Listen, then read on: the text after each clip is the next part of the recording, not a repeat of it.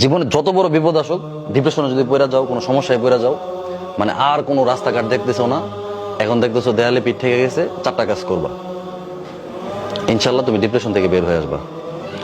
সর্বপ্রথম কাজ হইলো 2 রাকাত নামাজ পড়ে ফেলবা। উজু করে 2 রাকাত নামাজ পড়ো। নামাজ পড়ে তুমি আল্লাহ তাআলার কাছে পরামর্শ চাইবে, আল্লাহ আমি তো এই সমস্যায় পড়ে গেছি, আমার তো হঠাৎ করে বাবা মারা গেছে, আমি তো এখন চোখে কিছু দেখতেছি না, আমি তো এই অন্যায়টা করে ফেলছি, আমি কি করব? আল্লাহ তাআলা তোমাকে পরামর্শ দিবে। এই কথাটা আমার এক আপা ওই দিন বলতেছে, আমি একটা সিদ্ধান্ত নিয়েছি, নেওয়ার পরে আমি টেনশনে পড়ে গেছি যে হ্যাঁ আমি এখন কি করব।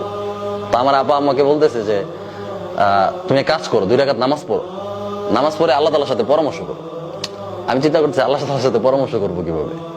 2 রাকাত নামাজ পড়ছি, নামাজ পড়ে আমি আল্লাহকে বলছি যে আল্লাহ আমি তো এমন একটা সিদ্ধান্ত নিছি, কি করব। তখন দেখি আমার মাথায় নানান চিন্তা আসতেছে, বুদ্ধি আসতেছে, পজিটিভ, বুঝছো? ডিপ্রেশনে পড়ে গেলে প্রথম চেষ্টা করবা 2 রাকাত নামাজ পড়া। দ্বিতীয় যে কাজটা করবা, একা থাকবা না।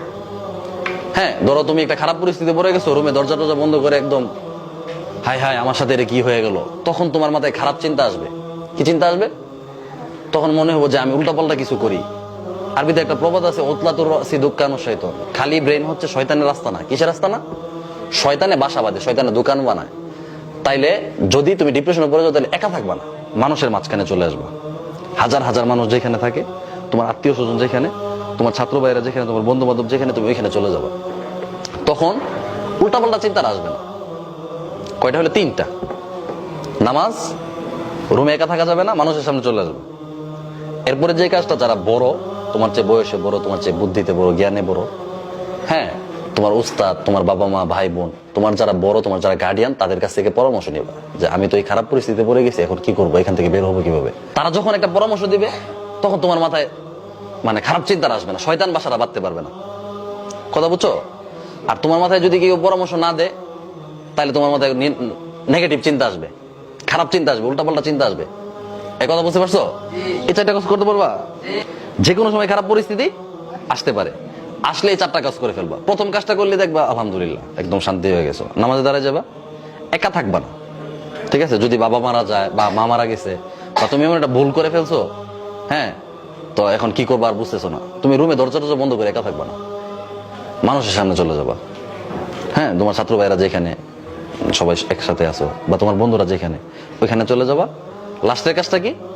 যারা বড়, যাকে তোমার কাছে ভালো লাগে, সে উস্তাদ হোক, বাবা মা হোক, যেই হোক, হ্যাঁ, যার কাছে মনে হয় যে তার কাছে যদি বলো তাহলে কোনো সমস্যা হবে না, এমন একজন মানুষের কাছে গিয়ে একটা পরামর্শ করবো যে আমি তো একটা ভুল করে ফেলছি, বা আমি এমন একটা বিপদে পড়ে গেছি, এখন কি করব। তো উনি পরামর্শ দিলে দেখবো তোমার চিন্তা আসবে, বা তোমার অনেক আসান হয়ে যাবে, এই সমস্যা থেকে তুমি বের হয়ে আসার সুযোগ পাওয়া যাবে, আল্লাহ তাআলা তোমাকে ব্যবস্থা করে দেবে। পারবা? বিপদ তো যে কোনো সময় আসতে পারে, ঠিক না? তোমার জীবনে বিপদ, আমার জীবনে অনেক বিপদ গেছে, তোমাদের বিপদ আসবে না? আসবে। আসলে বিপদ আসলে হাই হাই আমি তো বিপদে পড়ে গেছি, এখন শেষ, আমার জীবন শেষ, এমন না বিষয়টা। এমন যে আমি বিপদে পড়ে গেছি, এখন কি করব। অনেকে আছে বোকা, দরজা মরজা লাগাই থাকে, পরে শয়তানে এসে আত্মহত্যা করে, পরে করে যে আত্মহত্যা করে, সে কোথায় যায়? জাহান্নামে যায়। আত্মহত্যাকারীর কোনো মাফ আছে? সে ডাইরেক্ট জাহান্নামে যাবে।